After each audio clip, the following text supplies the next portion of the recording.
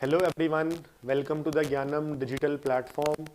सो हम लोग master cadre के लिए हमने पहले भी टॉपिक्स किए ह्यूमन फिजियोलॉजी के हमारे पास अगेन जो हमने लास्ट टाइम टॉपिक किए थे that is of digestion, absorption and breathing and respiration. अब हम सेम ह्यूमन फिजियोलॉजी के दो next part that is body fluid and circulation and next one is the excretion.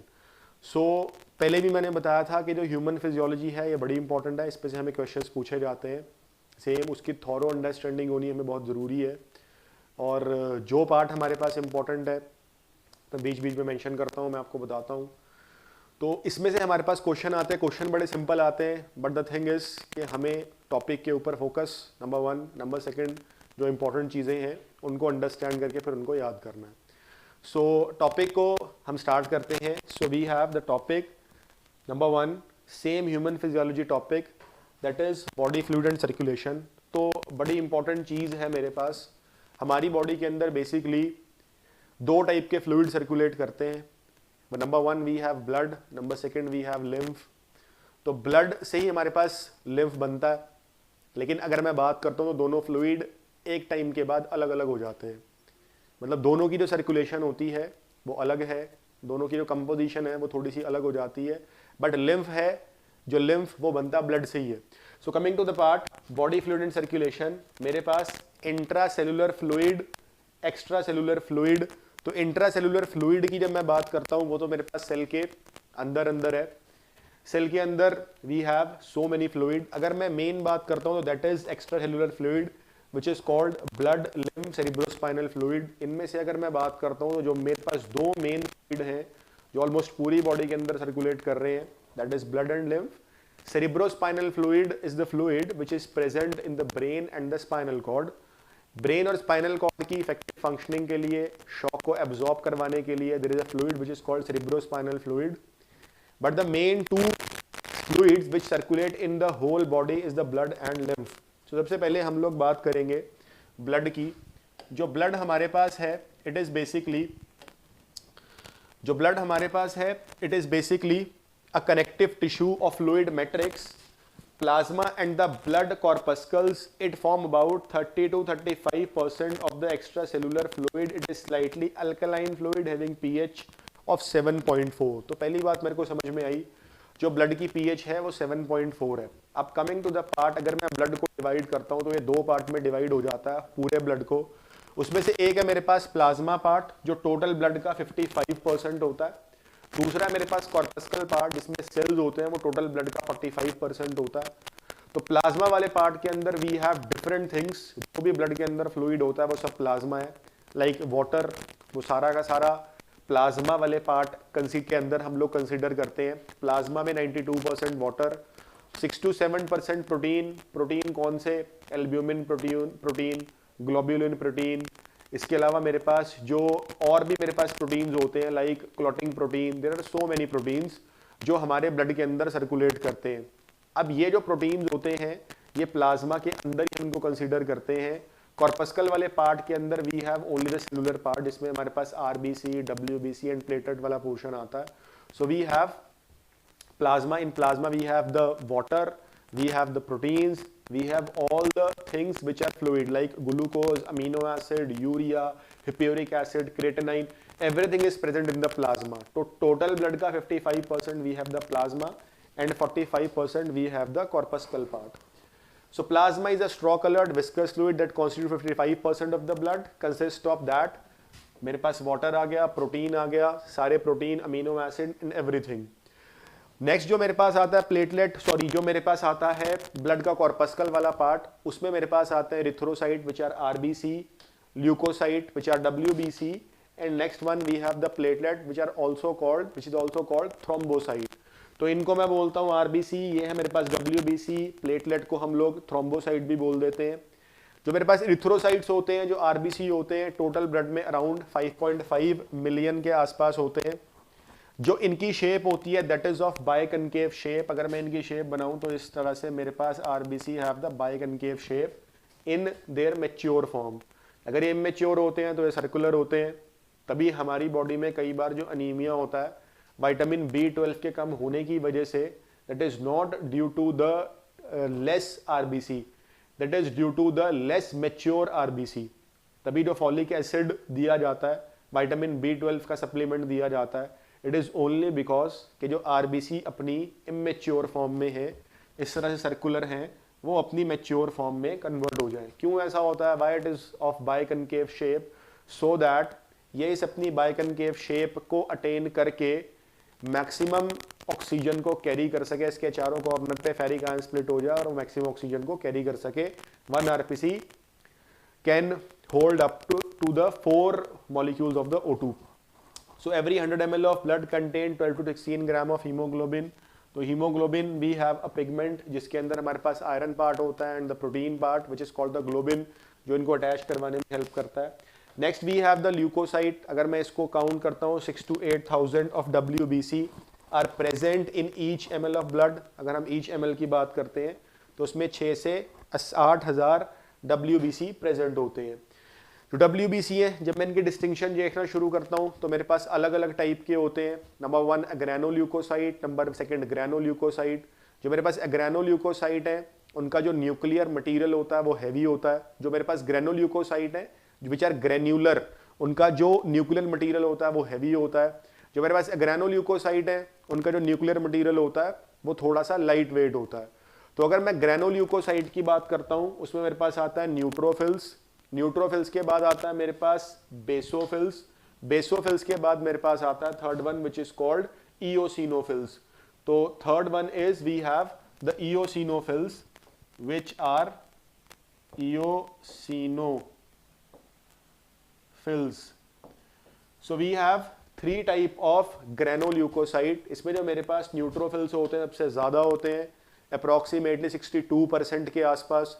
मेरे पास जो लीस्ट होते हैं वो मेरे पास होते हैं बेसोफिल्स अराउंड 1% के आसपास, और जो इओसिनोफिल्स होते हैं ये अप्रॉक्सीमेटली टोटल आरबी जो WBC होते हैं उनका 2 से 3% कैरी करते हैं।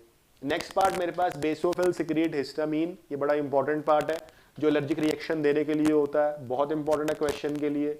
नेक्स्ट मेरे पास serotonin, it is a neurotransmitter, and heparin which is anticoagulant, जो हमारे ब्लड को कोएगुलेट होने से बचाता है। It is natural anticoagulant. Eosinophils resist infection and allergic reaction. B and T lymphocyte are responsible for immune response of the body. So मेरे पास जो मोनोसाइट्स हैं, अगर मैं ग्रेनोल्यूकोसाइट की बात करता हूं तो we have the eosinophils, basophils and neutrophils. If I talk about the granulocyte जिनका न्यूक्लियर मटेरियल जो है वो ग्रेन्यूल की तरह नहीं है, हल्का है, तो वहां पे मेरे पास आते हैं number 1 we have the monocyte and number 2 we have the lymphocyte. Lymphocytes are of 2 type, one of B lymphocyte, another one is T lymphocyte. तो B lymphocyte जो होते हैं वो एंटीबॉडी बनाने में हेल्प करते हैं। T lymphocyte जो होते हैं वो B lymphocyte की हेल्प करते हैं। They are also called the memory cells to make the antibody. अगर हम यहाँ पे डायग्रामेटिक फॉर्म में देखना चाहें तो हम देख सकते हैं this one is the eosinophil जिसका जो हमारे पास न्यूक्लियस होता है वो बाइलोब्ड होता है। Second one we have the basophils, छोटा होता है। बेसोफिल सबसे लीस्ट होते हैं, मटेरियल जो होता है पूरे में सर्कुलेट होता है। न्यूट्रोफिल के अंदर जो इसका न्यूक्लियर मटेरियल होता है वो सेंटर से लेके बहुत सारे मेनी ग्लोब्यूल्स में प्रेजेंट होता है। We have the monocyte and we have the lymphocyte, they are granulocyte. So next मेरे पास आता है थ्रोम्बोसाइट। जो मेरे पास thrombocyte, this chart is for basically the different part of the granuleucocyte, eosinophil, basophil, neutrophils, and a granuleucocyte we have the lymphocyte and the monocyte. तो हमने इन दोनों को भी देख लिया। Next part we have the platelets. जो platelets होते हैं it is also called the thrombocyte, मैंने अभी पहले भी बताया।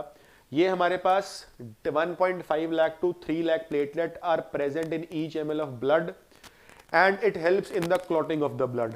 सो ये मेरे पास तीनों ब्लड के जो कॉर्पस्कल्स हैं वो वाला पार्ट कंप्लीट हो गया। Coming to the next part we have the blood group system. हमें पता है हमारी बॉडी के अंदर 4 तरह के ब्लड ग्रुप बनते हैं, A, B, AB and O। इनको बनाने के लिए we have 3 different type of allele, that is IA, IB and IO।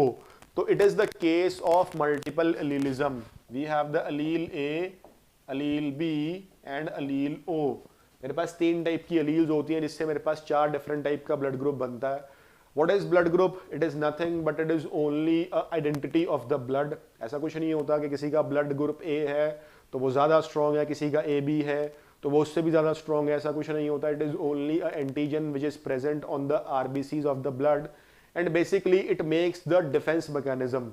अगर किसी का ए ब्लड ग्रुप होता है तो उसकी बॉडी इस बात को इंश्योर कर रही होती है कि इसके अंदर ए एंटीजन के अलावा कोई एंटीजन आ ही ना पाए। अगर उसके अंदर ए एंटीजन के अलावा बी एंटीजन जाएगा तो उसकी बॉडी रिएक्ट करके उस बी एंटीजन को डिस्ट्रॉय कर देगी। That's why A blood group जो ब्लड रिसीव करेगा वो या तो ब्लड ग्रुप ए से करेगा या फिर ओ से करेगा। ओ ब्लड ग्रुप के पास कोई एंटीजन प्रेजेंट ही नहीं होता, it is without any antigen. Same B blood group अगर सिर्फ परमिट करेगा तो बी को करेगा या फिर ओ को करेगा। अब ए बी ब्लड ग्रुप जिसके पास दोनों एंटीजन प्रेजेंट है, आप उसके अंदर ए ब्लड ग्रुप ट्रांसफ्यूज कर दो, बी कर दो, ओ कर दो, कोई फर्क नहीं पड़ता, तो that is universal acceptor. Last मेरे पास आता है ओ ब्लड ग्रुप जिसके पास कोई भी एंटीजन प्रेजेंट ही नहीं है, ना उसके पास एंटीजन ए है ना एंटीजन बी है, तो उसकी बॉडी में दोनों एंटीबॉडीज हैं, उसके अंदर एंटीबॉडी ए भी है, एंटीबॉडी बी भी है। जैसे ही उसके अंदर कोई एंटीजन आएगा तो वो उस एंटीजन को डिस्ट्रॉय कर देंगी antibody. That's why O blood group receives blood only from the O blood group. So जो मेरे पास ओ ब्लड ग्रुप है उसके पास कोई एंटीजन नहीं है, वो यूनिवर्सल डोनर। ए बी के पास दोनों एंटीजन है, यूनिवर्सल एक्सेप्टर।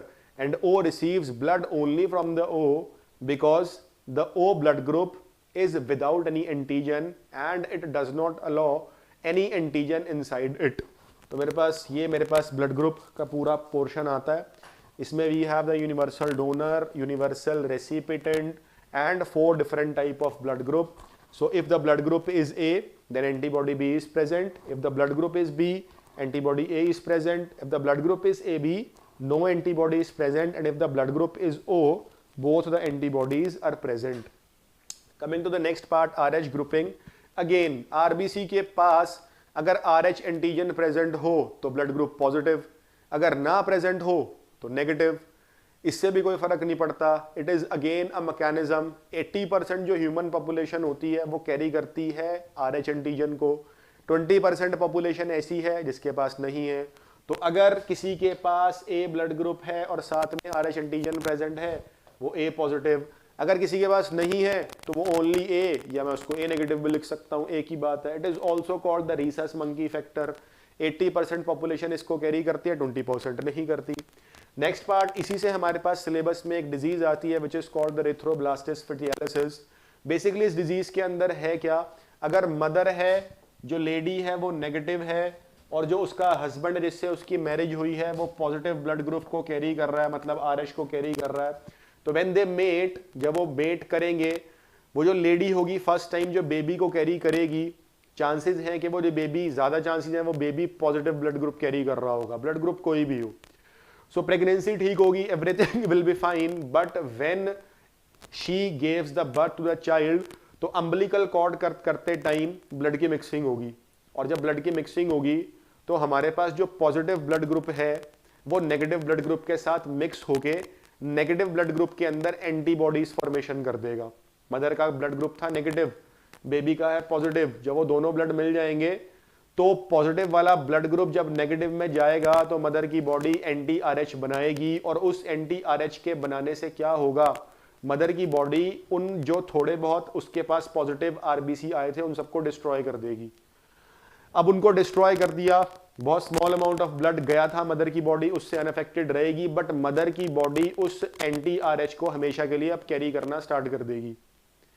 जब ये लेडी सेकेंड टाइम प्रेग्नेंट होगी तो इसकी बॉडी से जो प्लेसेंटल मेम्ब्रेन होती है वहां से एंटी आरएच क्रॉस करके बेबी तक पहुंच जाएगी और वो बेबी की डेथ हो जाएगी, मतलब बेबी का ब्लड ही नहीं बन पाएगा। तो इस कंडीशन में मदर कभी भी सेकंड बेबी को बर्थ नहीं दे पाएगी अगर उसकी बॉडी के अंदर पहले से ही एंटी आरएच बन गया। तो that disease is called the erythroblastosis fetalis. Blood to develop antibodies in mother blood. In subsequent pregnancy, the mother's blood can leak into fetus blood and destroy the fetus RBC. This case is called the erythroblastis fatialis.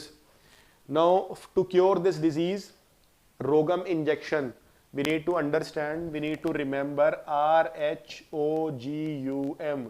Rogam injections are given to the mother before the parturition so that this condition can be prevented. Now coming to the next part, coagulation of the blood. So we have two clotting factors. Number one, we have the prothrombin. Second one, we have the fibrinogen. These two clotting factors are formed by the liver inside the blood. Basically these are the proteins. So these remain in the blood inactive until an injury occurs. If an injury occurs, injured platelet or injured tissue can stimulate the activation of the prothrombin and fibrinogen.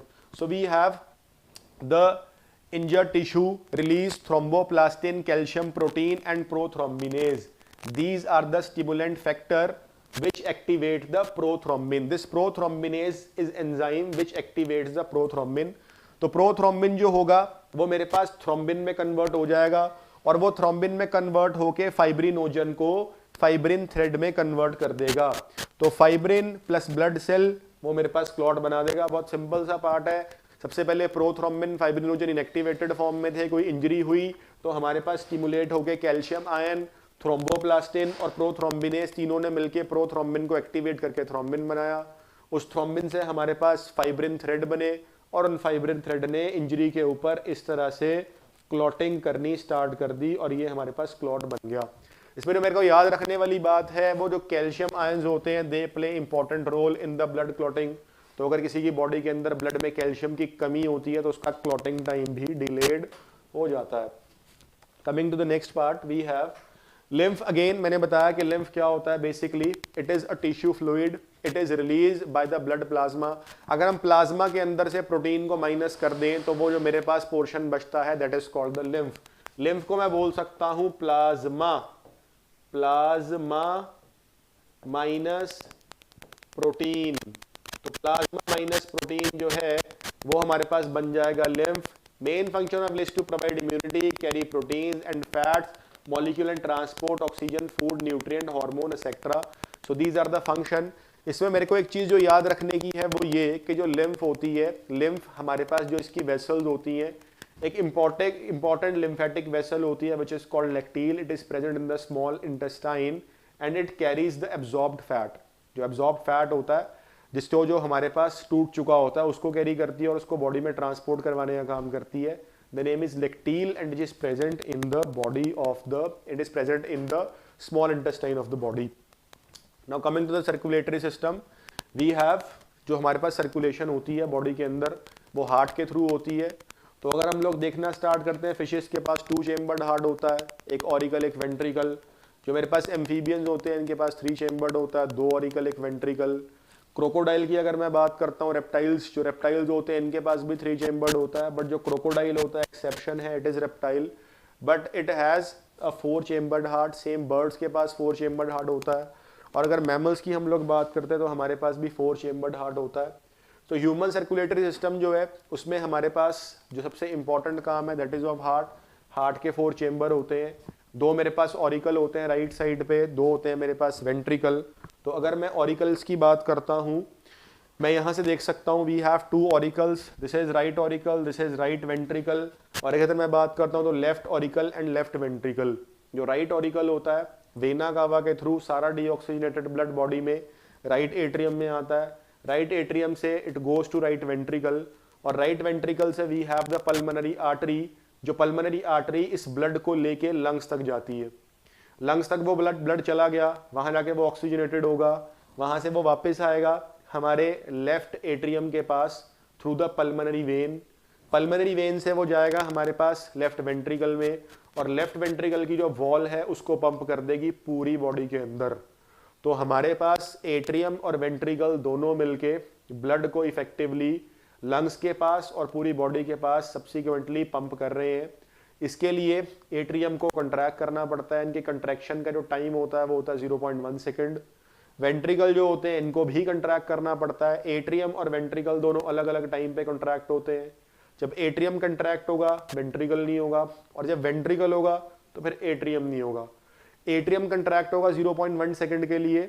वो सारा blood जो उनके पास होगा right atrium deoxygenated blood को ventricle में भेज देगा, left atrium oxygenated को लेफ्ट वेंट्रिकल में भेज देगा और इस काम को अपनी कॉन्ट्रैक्शन को करवाने में वो 0.1 सेकेंड लेंगे. उसके बाद वो रिलैक्स करेंगे. फिर वेंट्रिकल 0.3 सेकेंड के लिए जोर से कंट्रैक्ट करेंगे. इसके लिए इनके पास Purkinje fibres and bundle of His है जो वेंट्रिकल की वॉल तक स्टिमुलस को लेके जाते हैं। जब वेंट्रिकल पंप करेगा तो ब्लड प्रेशर के साथ पूरी बॉडी के अंदर सर्कुलेट कर जाएगा। जो मेरे पास कार्डियक साइकिल है दैट इज ऑफ 0.8 सेकेंड। हमारे पास कार्डियक साइकिल 0.8 सेकेंड की होती है। इसमें से 0.1 सेकेंड के लिए एट्रियम की कंट्रैक्शन, 0.3 के लिए वेंट्रिकल की कंट्रैक्शन और बाकी मेरे पास डायस्टोल टाइम है। तो ये 0.8 सेकेंड की जो साइकिल होती है ये हमारी बॉडी के अंदर एक मिनट में 72 टाइम या 75 टाइम हार्ट को बीट करा देती है 60 सेकेंड्स के अंदर, जिसकी वजह से बॉडी में इफेक्टिवली ऑक्सीजन की सप्लाई और न्यूट्रिएंट की सप्लाई होती रहती है। सो मेरे पास एक जो इंपॉर्टेंट चीज़ यहाँ पे है वो ये कि मेरे पास जो ये हार्ट होता है इसके पास SA नोड नाम की एक चीज़ होती है which is called a pacemaker, it is called nodal tissue. ये इलेक्ट्रिकल इम्पल्स को जनरेट कर सकती है जिसकी वजह से हार्ट पंप करता है। इससे इलेक्ट्रिकल इम्पल्स जनरेट होता है, एट्रियम कंट्रैक्ट करते हैं, वो जो सिग्नल्स होते हैं वो वेंट्रिकल के पास जाते हैं, वेंट्रिकल कंट्रैक्ट करता है और ब्लड पूरी बॉडी के अंदर पंप होता है। Coming to the next part we have the cardiac cycle. जो कार्डियक साइकिल होती है मेरे पास अगेन पहले एट्रियल कंट्रैक्शन होगी, इससे हम लोग साथ में ECG को भी समझ सकते हैं जो हमारी बॉडी के अंदर ECG होता है। जो हम ECG देखते हैं उसमें we have the P, Q, R, S and T wave, ये वेव्स होती हैं। पहले हम लोग P वाली की बात करते हैं। P हमें बताती है एक्साइटेशन ऑफ द एट्रियम। जब एट्रियम एक्साइट करते हैं SA नोड के स्टिमुलस जनरेट करने से तो एक्साइट होने की वजह से फिर एट्रियम की कंट्रैक्शन होती है, उन पे इलेक्ट्रिकल इंपल्स आता है। तो from P to Q 0.1 second का टाइम होता है जिसमें एट्रियम कंट्रैक्ट करके ब्लड को भेज देते हैं वेंट्रिकल्स में। मेरे पास एट्रियम कंट्रैक्शन के बाद हमारे पास वेंट्रिकुलर कंट्रैक्शन स्टार्ट होती है जो हम QRS कॉम्प्लेक्स के थ्रू देखते हैं। इसमें जो मेरे पास Q से R तक का टाइम है वो Q से R तक का टाइम होता है हमारे पास ब्लड के जो वेंट्रिकल्स होते हैं उनकी एक्साइटेशन का, और R से लेके T के वेव तक स्टार्ट होने तक यहाँ तक 0.3 सेकेंड का टाइम इसमें वेंट्रिकल्स कंट्रैक्ट करते हैं। और जो मेरे पास T वेव है ये हमें शो करती है कि वेंट्रिकल हमारे पास रिलैक्स कर रहे हैं। तो PQRST जो मेरे पास कॉम्प्लेक्स होता है ये हमें बता देता है contraction and relaxation of the atrium and the ventricles. So this is all about the cardiac cycle. Coming to the electrocardiograph, अभी मैंने आपके साथ डिस्कस किया P वेव जो होती है ये एक्साइटेशन ऑफ एट्रियम बताती है। QRS complex excitation of the ventricle and contraction of the ventricle. T wave जो होती है ये हमें बताती है relaxation of the ventricle which is also called depolarisation of the ventricles. तो it is polarisation of the atrium, QRS polarisation of the ventricle, T wave for depolarisation of the ventricles. Double circulation concept we have. हमारी body के अंदर जो double circulation चलता है, lungs है, बड़ा simple सा पार्ट है, वो ऑक्सीजनेटेड करके ब्लड को लेफ्ट एट्रियम लेफ्ट वेंट्रिकल के पास भेज देते हैं, वहाँ से ब्लड पूरी बॉडी पार्ट्स के जाता है, डीऑक्सीजनेटेड होता है, फिर से हार्ट के पास पहुँचता है, हार्ट उसको लंग्स पे पंप कर देता है और वहाँ से फिर से ऑक्सीजनेटेड हो जाता है। तो ये डबल सर्कुलेशन जो चलता है, एक हमारे हार्ट और लंग्स के बीच में सर्कुलेशन चल रहा है और एक हमारे हार्ट और बॉडी के बीच में चल रहा है। Next, regulation of cardiac activity. As I have already told you, nodal tissue SA and AV node are present which help in the regulation of the contraction of atrium and ventricle. Next, हमारे पास medulla oblongata होता है जिसपे हमारे पास cardiac center होता है जिसकी वजह से हमारी abnormal breathing जो हमारी heart beating होती है वो कंट्रोल होती है medulla oblongata से। एक्सरसाइज के केस में या किसी और केस में हार्ट रेट बढ़ जाता है, उसकी वजह से जो उसको कंट्रोल करने के लिए सेंटर होता है that is in the medulla oblongata. And adrenal medullary hormone also increase the cardiac output. जो हमारे पास एड्रिनल ग्लैंड होता है they secrete the hormone epinephrine and non epinephrine, जिसकी वजह से भी हमारे पास हार्ट का जो कार्डियक आउटपुट होता है वो इंक्रीज हो जाता है। डिसऑर्डर की अगर मैं बात करता हूँ we have hypertension, coronary artery disease, angina pectoris, heart failure and coronary thrombosis. So we have hypertension जब हमारा ब्लड प्रेशर बढ़ जाए, जो वेसल्स होती हैं वो कंस्ट्रिक्ट हो जाए, arteries and veins, and it is basically due to the ageing.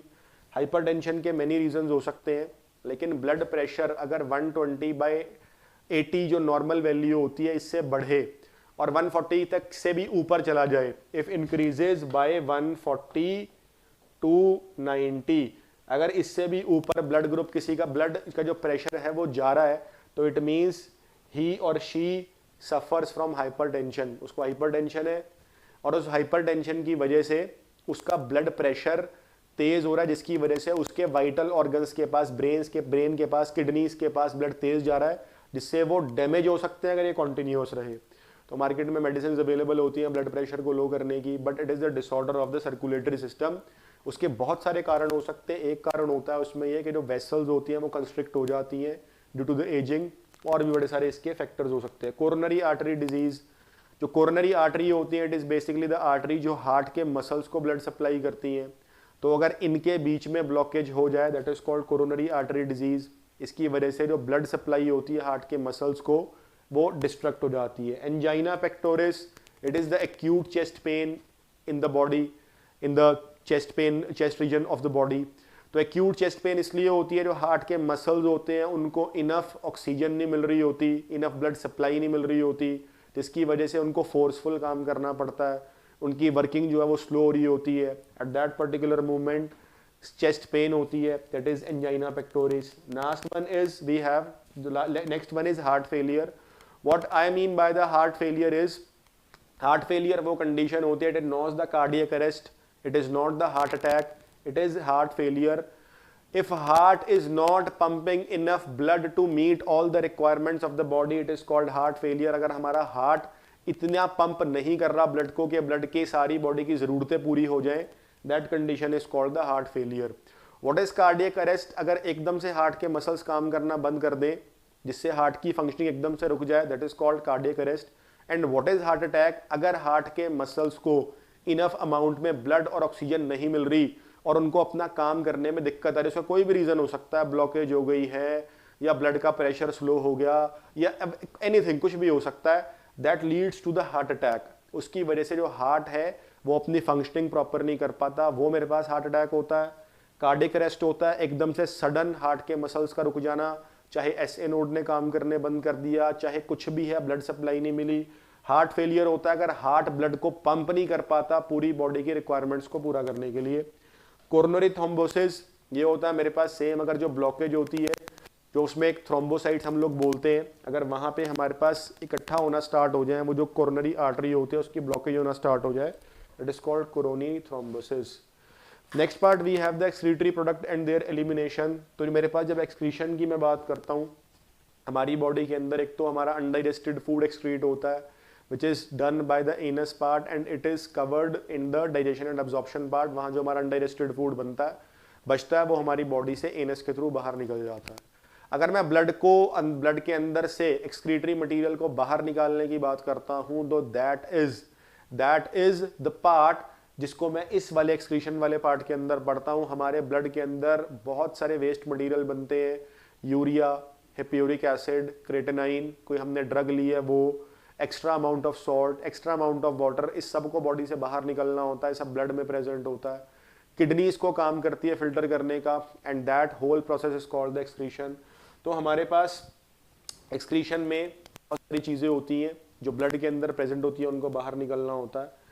मेरे पास जो एक्सक्रीटरी प्रोडक्ट की अगर बेसिस पे मैं एनिमल्स को डिवाइड करता हूँ, तो we have ammonotelic, uricotelic and ureotelic. Ammonotelic organisms वो होते हैं जो अमोनिया एक्सक्रीट कर सकते हैं।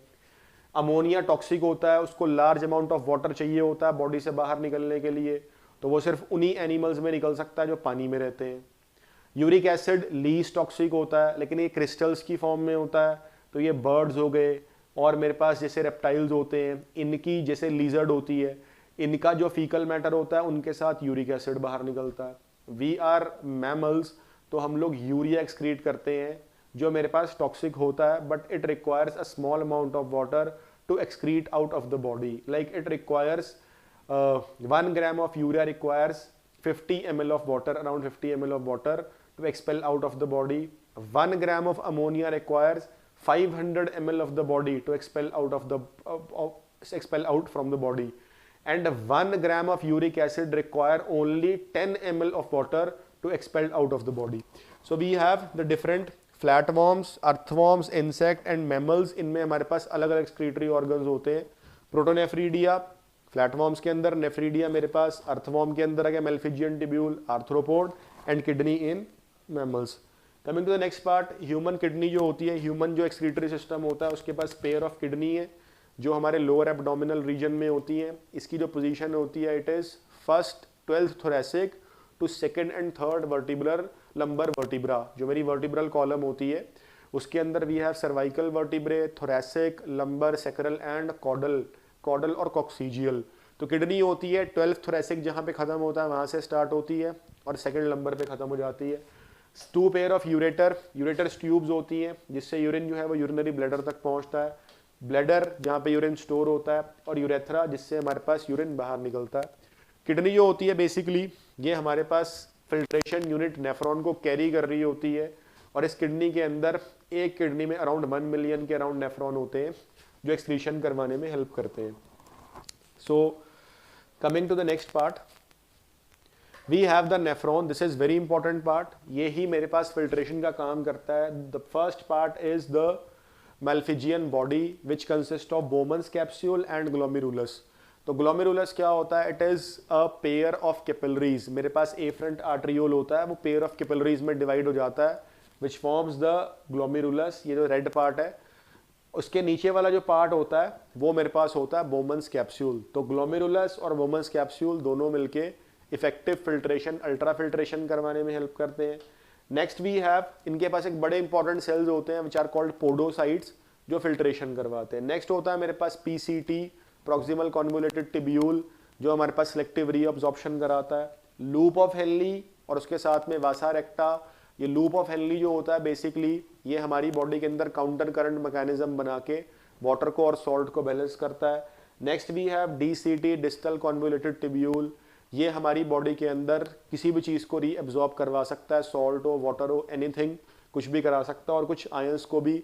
और last part we have the collecting duct, जहाँ पे जाके यूरिन जो है वो कलेक्ट होता है। कलेक्टिंग डक्ट हर एक नेफ्रॉन का अलग नहीं होता, 8 नेफ्रॉन का एटलीस्ट एक कलेक्टिंग डक्ट होता है।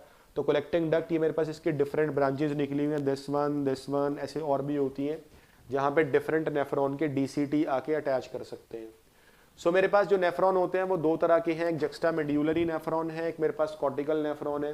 किडनी का जो कॉर्टेक्स वाला पार्ट है वहाँ वाले नेफ्रॉन को हम कॉर्टिकल बोलते हैं।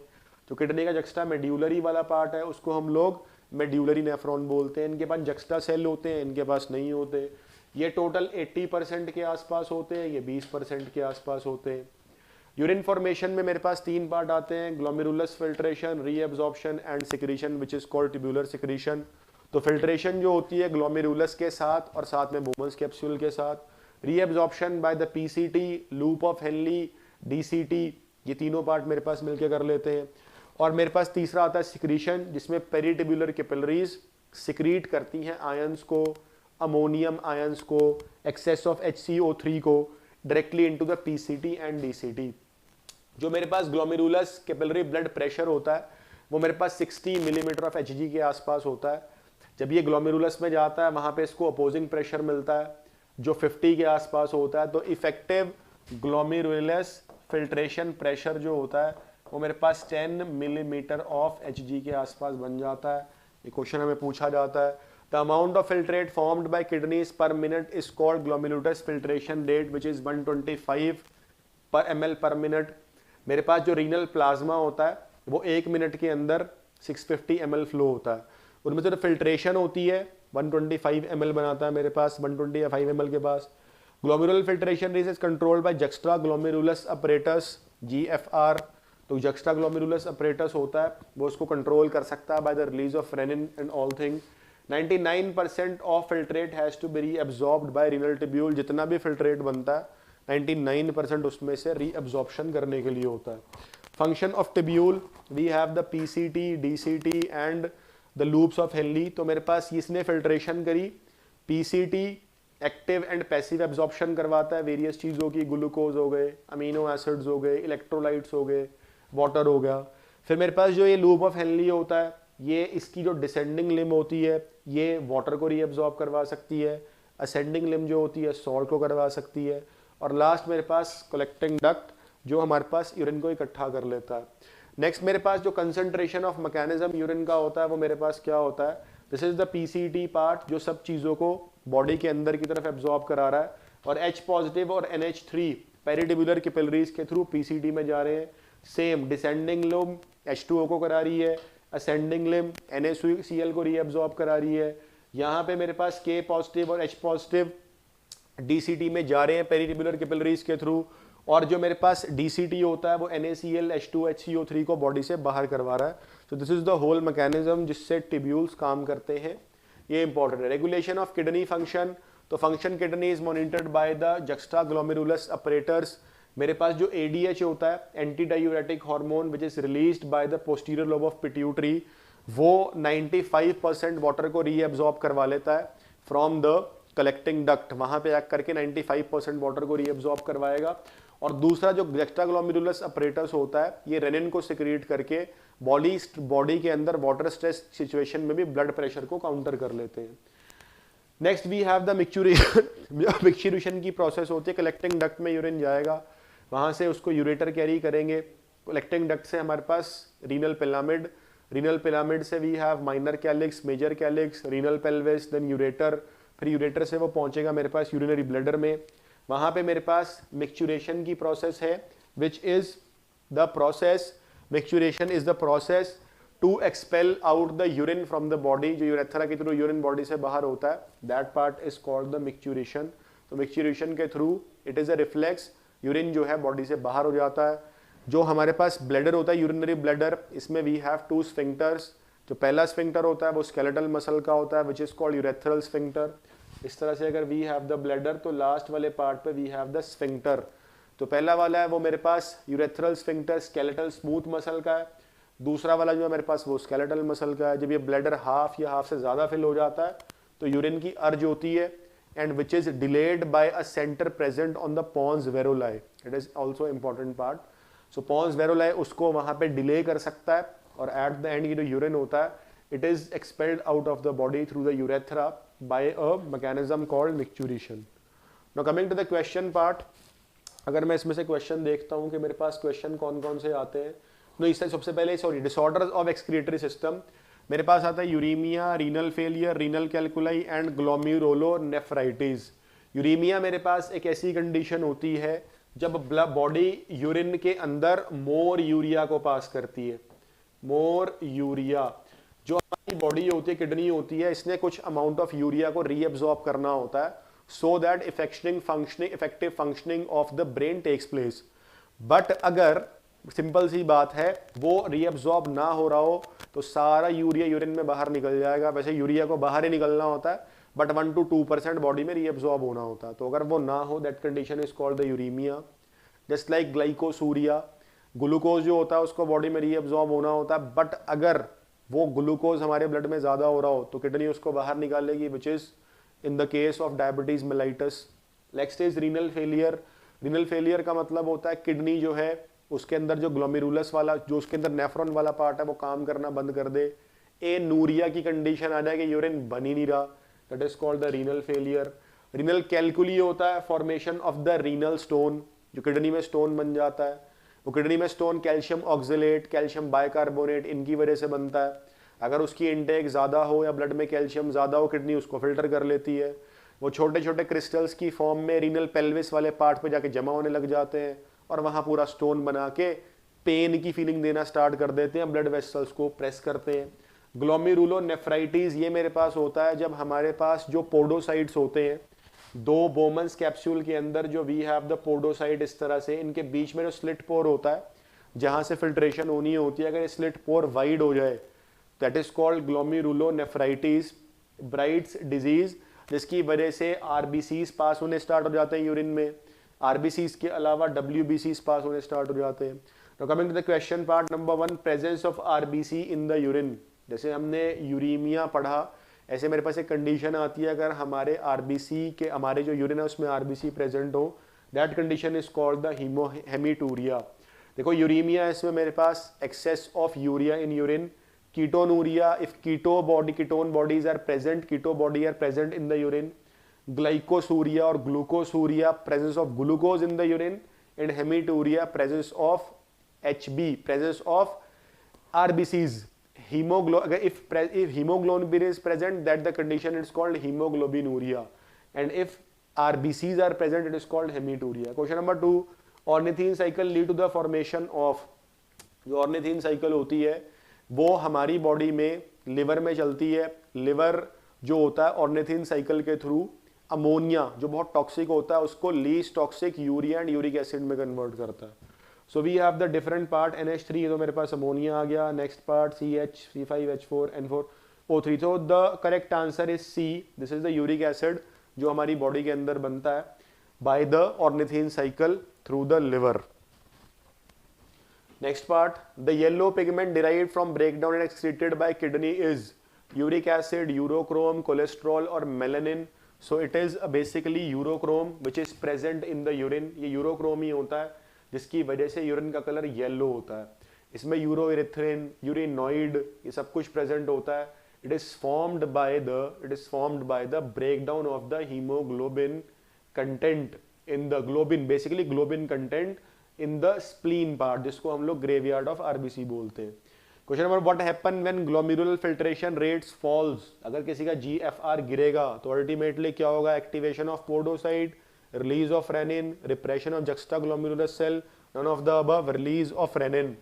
हमारी बॉडी के अंदर किडनी जो होती है जक्स्टा सेल रेनिन को रिलीज तब करते हैं जिस टाइम पे हमारी बॉडी के अंदर हमारा GFR ग्लोमेरुलस फिल्ट्रेशन रेट गिर जाता है। अभी हमने ग्लोमेरुलस फिल्ट्रेशन रेट कितना पढ़ा? 125 ml पर मिनट। तो अगर बॉडी के अंदर पानी की कमी हो जाएगी तो GFR कम हो जाएगा, तो रेनिन को रिलीज होना पड़ेगा। Question number 5, which of the following can be cured by haemodialysis? क्या चीज को हम डायलिसिस करके कंट्रोल कर सकते हैं? Renal calculi, glomerulonephritis, uraemia, all of these can be cured by haemodialysis, that is uraemia. Uraemia जो होता है इसको हम लोग यूरियोडायलिसिस करके, हीमोडायलिसिस करके क्योर कर सकते हैं। रीनल कैलक्यूली को नहीं, वो स्टोन का पार्ट है। ग्लोमेरुलोनेफ्राइटिस ये स्लिट बोर के वाइडनिंग का पार्ट है। सो यूरीमिया। सो इस टाइप के मेरे को क्वेश्चंस आते हैं, मेरे को ध्यान रखने हैं। टॉपिक के बीच में जो मैंने इंपॉर्टेंट पार्ट बताया वो ध्यान रखना है। And this is all about these 2 things. So thanks lot.